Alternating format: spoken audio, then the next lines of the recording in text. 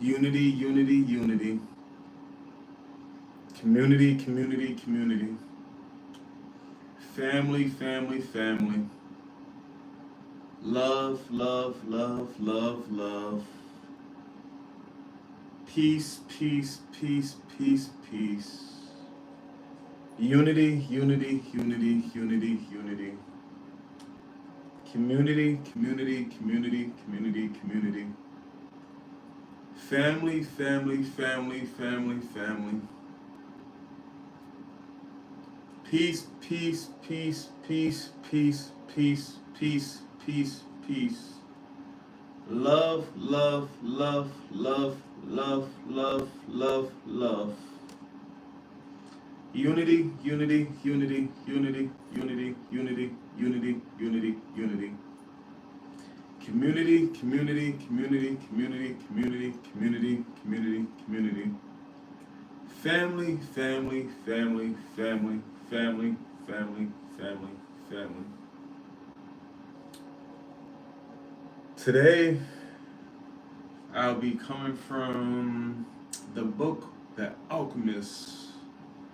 And I do apologize, it's 6:02, December 14th, 2024. I was having difficulties with YouTube, with Facebook, and now I'm back up and running. So I apologize for being late. You know, I do be punctual all the time and make sure I get on here at an appropriate time so you start your day off. And if you miss me this day, I do apologize.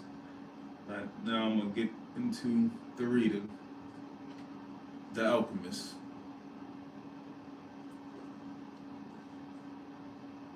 by Paulo Coelho.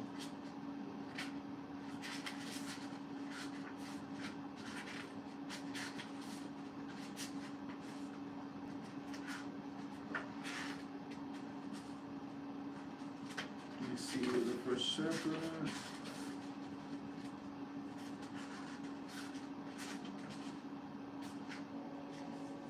Part 1, there you go.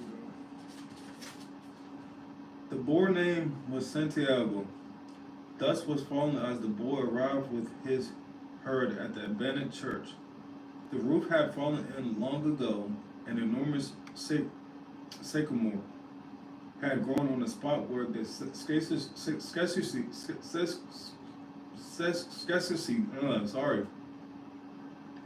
whereas the sacristy had once stood. He decided to spend the night there. He saw to that all the sheep entered through the ruined gate, and then laid some planks across it to prevent the flock from wandering away during the night. There was no wolves in the region, but once an animal had strayed during the night, and the boy had to spend the entire next day searching for it. He swept the floor with his jacket and lay down, using the book he had just finished reading as a pillow. He told himself that he would have to start reading thicker books that last longer. They made more comfortable pillows. It was still dark when he awoke, and looking up, he could see the stars through the half-destroyed roof. I wanted to sleep a little longer, he thought. He had the same dream that night as a week ago, and once again he had awakened before it ended. He rose and, taking up his crook, began to wake the sheep that still slept. He had noticed that as soon as he awoke, most of the animals also began to stir. It was as if some mystery energy bound his life to that of the sheep, with whom he had spent the past 2 years, leading them through the countryside in search of food and water. They are so used to me that they know my schedule, he muttered. Thinking about that for a moment, he realized the other way around. He who had become accustomed to their schedule. But there were certain of them who took a bit longer to awaken.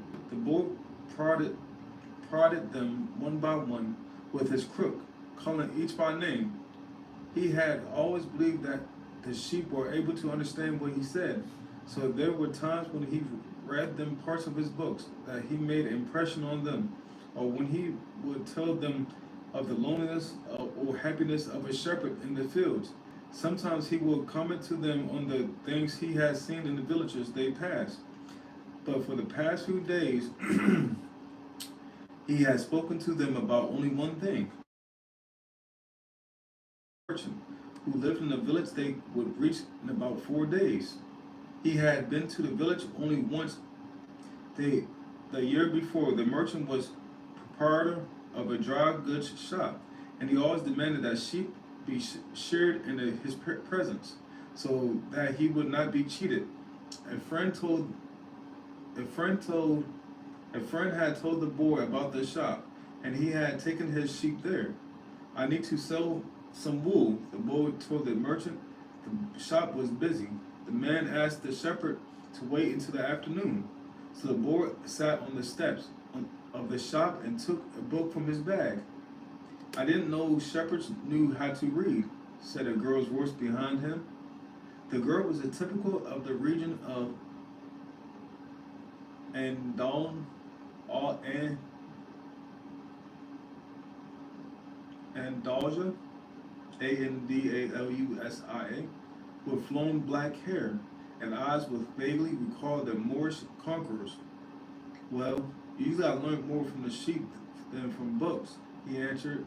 During the 2 hours that they talked, she told him she was the merchant's daughter and spoke of life in the village, where each day was like all the others. The shepherd told her of the Andol, I don't know what that country name is, but and Aldesian, and I'm not sure, Andallusian countryside, and related the news from the other towns where he had stopped. It was a pleasant change from talking to his sheep. How did you learn to read?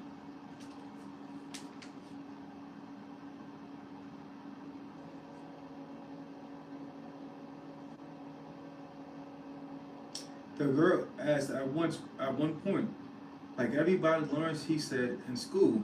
Well, if you know how to read, why are you just a shepherd? The boy murmured an answer that allowed him to avoid responding to her questions. He was sure the girl would never understand. He went on telling stories about his travels, and her bright Moorish eyes went wide with fear and surprise. As the time passed, the boy found himself wishing that the day would never end, that her father would stay busy and keep him waiting for 3 days. He recognized that he was feeling something he never experienced before, the desire to live in one place forever. With the girl with the raven hair, his days would never be the same again. But finally the merchant appeared and asked the boy to shear 4 sheep. He paid for the wool and asked the shepherd to come back the following year. And now it was only 4 days before he would be back in the same village. He was excited, and at the same time uneasy. Maybe the girl had already forgotten about him. Lots of shepherds passed through selling their wool. It doesn't matter, he said to his sheep. I know other girls in the other places. But in his heart, he knew that it did matter. And he knew that shepherds, like seamen and like traveling salesmen, always found a town where there was someone who could make them forget the joys of carefree wandering. The day was dawning, and the shepherd urged his sheep in the direction of the sun. They never had to make any decisions, he thought. Maybe that's why they always stayed close to me. The only things that concerned the sheep were food and water. As long as the boy knew how to find the best pastures in Indulgence, they would be his friends. Yes, their days were all the same, with the seemingly endless hours between sunrise and dusk, and they had never read a book in their young lives, and didn't understand when the boy told them about the sights of the cities. They were content with just food and water. In exchange, they generously gave of the wool, their company, and once in a while their meat.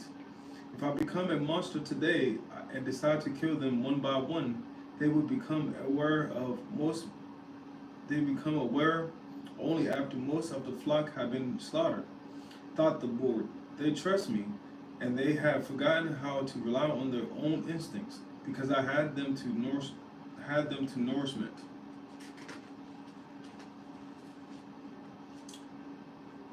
The boy was surprised at his thoughts.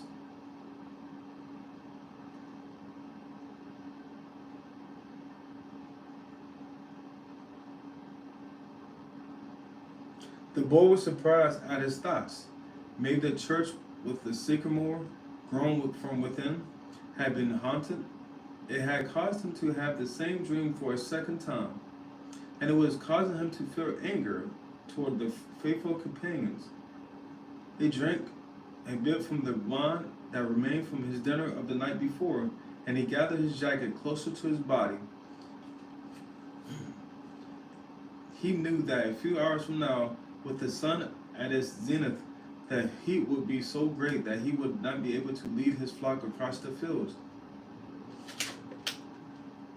Sorry about that.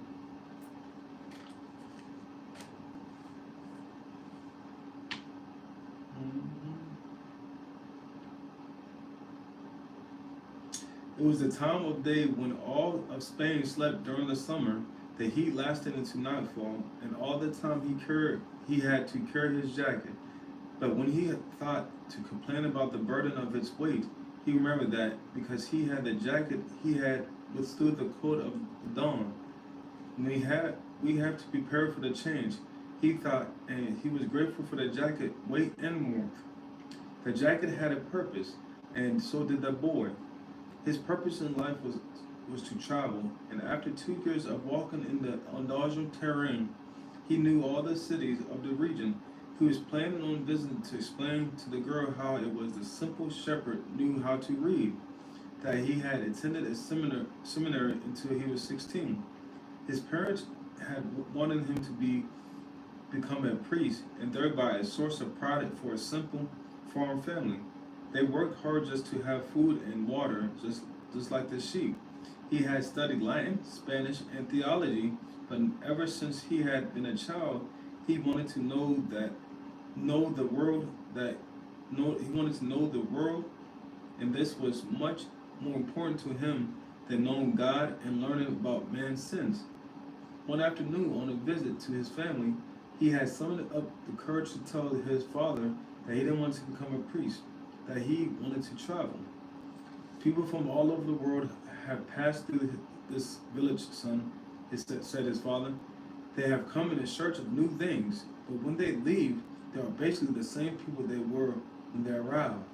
They climbed the mountain to see the castle, and they wind up thinking that the past was better than what we have now. They have blonde hair or dark skin, but basically they are the same people. They are the same as the people who live right here. But I like to see their castles and the towns where they live, the boy explained. Those people, when they see our land, they say that they would like to live here forever. His father continued. Well, I like to see their land and how they live, said his son. The people who have come here have a lot of money to spend, so they can afford to travel, his father said. Amongst us, the only ones who travel are the shepherds. Well, then I will be a shepherd. His father said no more. The next day, he gave his son a pouch that held 3 ancient Spanish gold coins. I found these on one day in the fields. I wanted them to be a part of your inheritance, but use them to buy your flock. Take to the fields, and someday you will learn that our countryside is the best, and our women are the most beautiful. And he gave the boy his blessing. The boy could see his father gaze a desire to be able himself to travel the world, a desire that was still alive, despite his father having had to bury it over a dozen of years under the burden of struggle for water to drink, food to eat, and the same place to sleep every night of his life.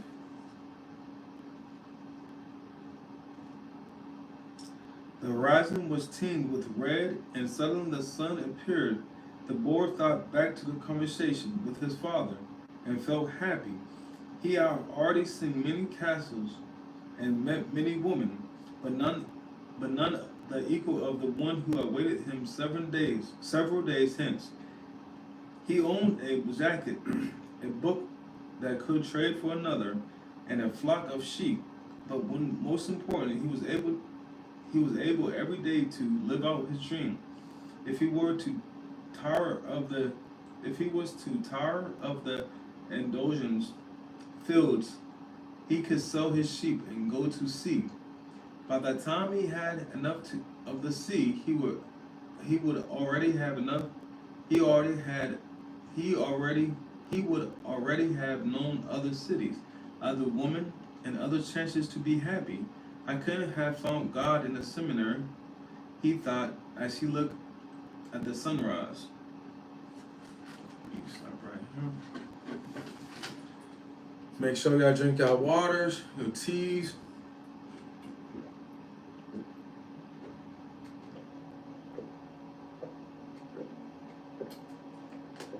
Your juices. Mind, body, and soul. Whenever he could, he sought out a new road to travel. He had never been to that Rome church before, in spite of having traveled through those parts many times. The world has huge and inexhaustible. He had only to allow his sheep to set the route for a while, and he would discover other interesting things. The problem is that they don't even realize that they are walking a new road every day. They don't see that fields are new and the seasons change, and they think about is food and water. Mm. Maybe we are all that way, the boy mused. Even me. I haven't thought of other women since I met the merchant daughter. Looking at the sun, he calculated that he would reach Tarifa before midday. There he could exchange his book for a thicker one, fill his wine bottle, shave, and have a haircut. He had to prepare himself for his meeting with the girl and then went to think about the possibility that some other shepherd with a large flock of sheep had arrived there before him and asked for her hand. It is possibility of having a dream come true that makes life interesting. He thought as he looked again at the position of the sun and heard his pace, he had suddenly remembered that in Tarifa there was an old woman who interprets dreams.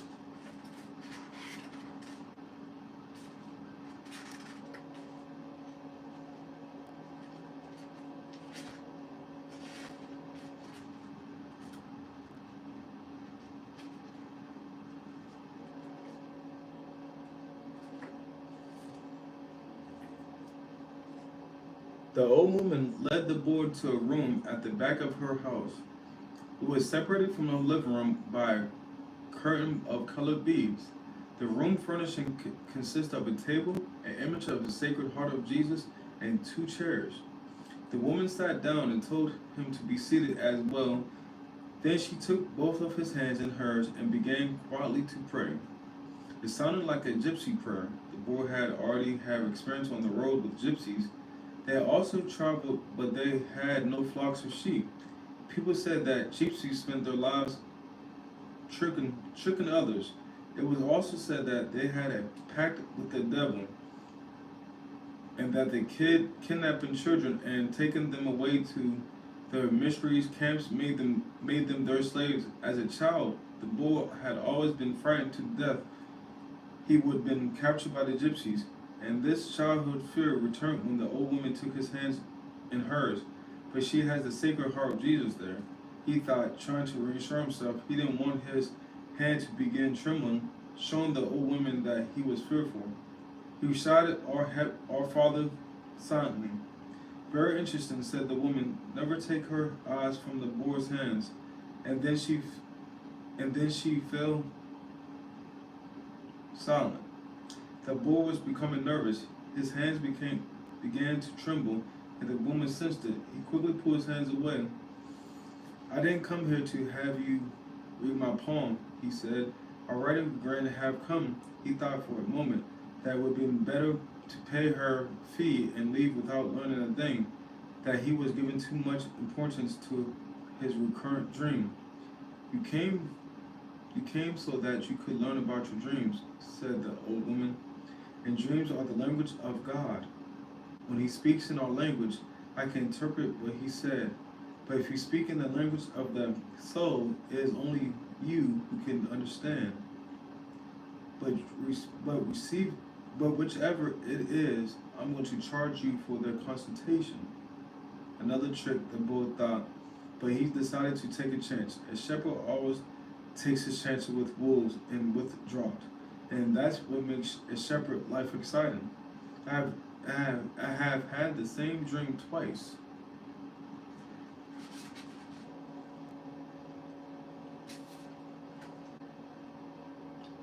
I'm gonna wrap this up, y'all. I do apologize. Like I said, I had technical difficulties this morning. Um, it is 6:22, and I gotta prepare for my day. Um, I'll be back on later today or tomorrow for sure. We'll make sure everything up and running the night before, so I can be more professional about this. I do take this very serious.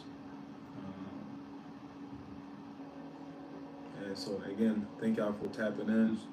Make sure y'all go hit the like button, the heart button, the thumbs up button, whatever you do. I really appreciate it. Make sure this video get 1 share to 10 shares, 10 shares to 100 shares, 100 shares to 1,000 shares, 1,000 shares to 10,000 shares, 10,000 shares to 100,000 shares, and y'all know the rest. 100,000 shares to 1,000,000 shares, and it all starts with you.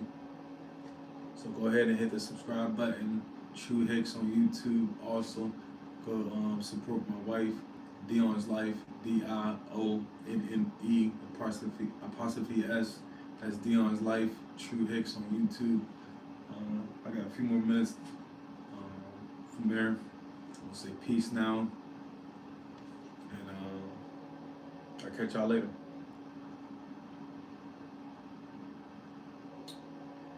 Tell me more about your dream, said the woman. I have to go back to my cooking, and since you don't have much money, I can't give you a lot of time. The child went on playing with my sheep for quite a while, continuing the boy a bit upset, and suddenly the child took me by both hands and transported me to the Egyptian pyramids. He paused for a moment to see if the woman knew what the Egyptian pyramids were, but she said nothing. Then the Egyptian pyramids, he said the last 3 words slowly, so the old woman would understand. The child said to me, if you come here, you will find a hidden treasure. And just as she was about to show me the exact location, I woke up both times. The woman was silent for some time, then she again took his hand and studied them carefully.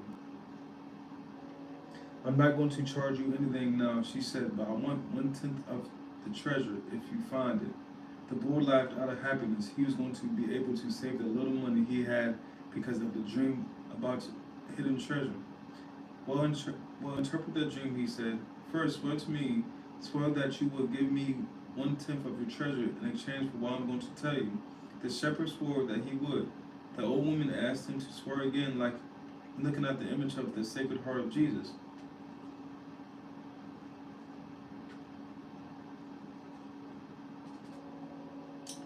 It's a dream in the language of the world.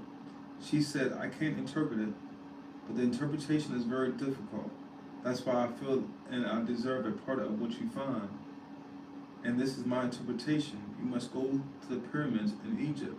I have never heard of them, but if it was a child who showed them to you, they exist.